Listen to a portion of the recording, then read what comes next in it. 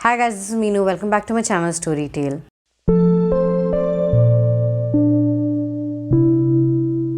Today I'm going to be talking about one of the most heart-touching books that I've ever read, The Four Winds by Kristin. The book is based around the Great Depression in America, especially the time around where the Great Plains were going through a very bad drought.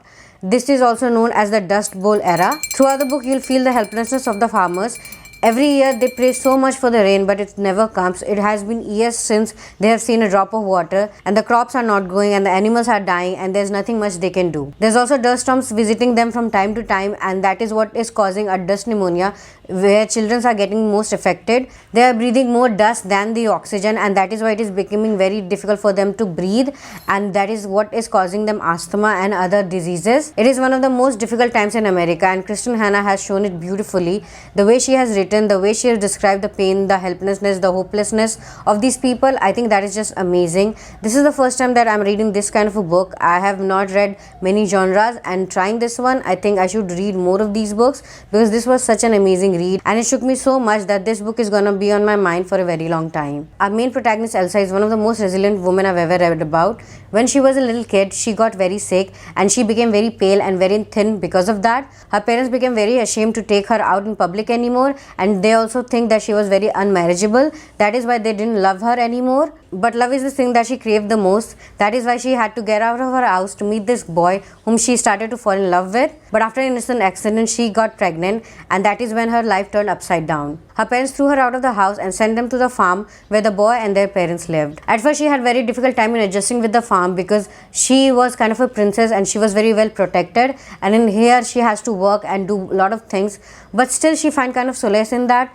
She fell in love with this family, she fell in love with the land, she fell in love with everything that comes with it. Over the years, she started to care about the family, the farm, the land, and everything that comes with it. But the boy she fell in love with actually started to distancing himself from her. Even after the two kids they had, he still wasn't in love with her. He was still regretting his life. But that was not the only problem that Elsa had to deal with. The land that she loved so much was drying out soon because there has been drought for years in Texas, and there has not been any kind of rain or help from the government for a very long time. It has been very difficult for her to keep feeding her family and take care of her children. There was no support from her husband, but her in-laws were very kind and very supportive. Because of their help, she had a little bit hope that rain will come and their land will be green again. But drought and dust storms were the enemies that cannot be defeated easily. It took everything in her to finally leave her land and go to California in search of a new job because her son was getting sick because of the dust storms. But again, she does not get a sigh of relief in California too.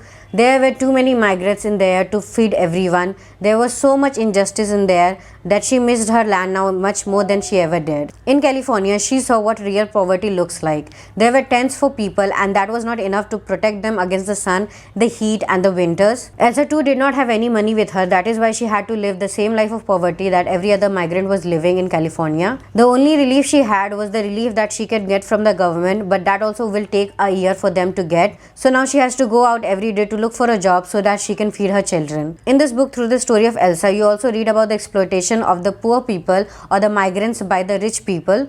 They have been forced to do cotton picking, which is very difficult task, and they are paying almost next to nothing. Rich people took advantage of the greatest depression in America. They knew that for one job there were 10 people lined up, so they can choose whatever they want to pay to these people, which was barely anything. And these people are so helpless and so out of options that there's nothing much they can do other than accept the job at whatever pay they can get. Every single page of this book was gut-wrenching. You read about these people and how pathetic their life is.